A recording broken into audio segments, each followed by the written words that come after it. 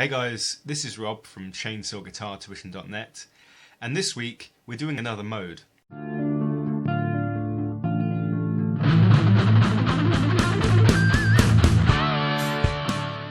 So the Lydian mode is a mode. If you don't know what a mode is, I suggest going and checking out my video about modes. Essentially this means it doesn't use a chord progression. Chord progressions don't really happen within modes. If you don't know what a chord progression is, go and watch my video on chord progressions, that exists too. This mode was part of the original medieval church modes. I say original, but it goes back even further than that because it was used in ancient Greece in the kingdom of Lydia. Well, supposedly the kingdom of Lydia, but it was used in ancient Greece anyway. Many people, even today, prefer this scale to the major scale. It sounds the same bright happiness that you get with a major scale, but especially nowadays, it's less cliche and more interesting. You may remember this scale from TV shows such as The Simpsons. It's also used a lot by Joe Satriani in Flying in a Blue Dream. It's used in the opening of Wake Up by Rage Against the Machine. And it's used in Beethoven's String Quartet number 15 in the third movement. Actually, The Simpsons theme uses a slightly different scale.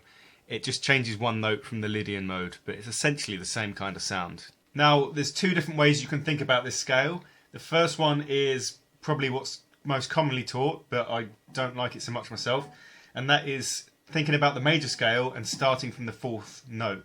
So if we take the A major scale, and instead of starting it from the A, we start from the fourth note, which is a D, A, B, C, D, we get D Lydian.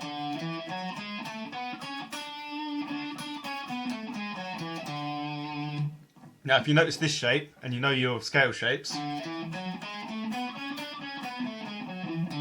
you'll notice it's very similar to the D major scale.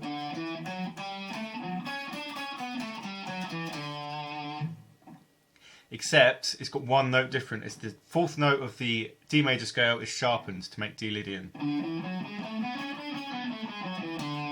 This is the way I prefer to think about it, as the major scale with a sharp 4, instead of thinking about it as starting a different scale on a different note, because that's just confusing.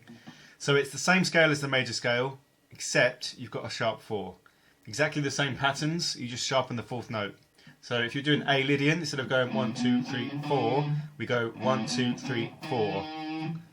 Now, being so similar to the major scale, we can use it over similar chords. So we've still got root, the third, major third, fifth, and major seventh. So that gives us a major 7 chord. That will work with this scale. And you've got now the sharp 4, which is also the sharp 11. So any major sharp 11 chords, we can use this over. So that would give us this kind of chord. That is the chord for this scale, which is dissonant but still kind of positive and happy at the same time. Apart from obviously using this one over a static drone, power chord or Lydian based riff, you can also use it over major chords, major 7 chords, major 9 chords, and major chords with a sharp 11. So a major 7 sharp 11, major 9 sharp 11, because the sharp 11 is an octave above the sharp 4. As I said, this mode sounds very bright and happy. It doesn't really have any avoid notes that you totally want to avoid. But the fourth, the sharp 4 in this scale, wants to go up to the 5th, or it does at least by my ear. It wants to pull up to the 5th, so sometimes you hear the sharp 4 resolving to the 5th. Also, you'll sound a bit like Joe Satriani if you use this scale for lots of legato and hammer-ons and scale patterns. In the example solo, which you'll find the tab to on my website linked below, I use a combination of melodic phrasing and legato scale runs to try and bring out the flavour of this scale.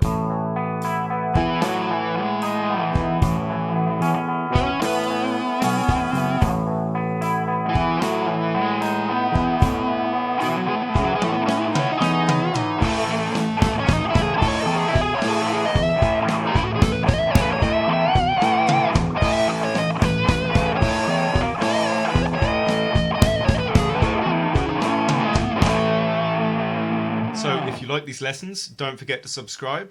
If you go to my website, linked below, that's ChainsawGuitarTuition.net, you'll find a full tab to this solo, along with diagrams for the scale and finger patterns and etc. If you go to the contact page on my website, you can ask me about one-to-one lessons via Skype or webcam. And until then, I'll see you next time. So we're going to start this series with something that if you're into your exercises and you've been practicing for a while, you probably already know, but I'm going to go over it anyway because no series of exercises will be without this one.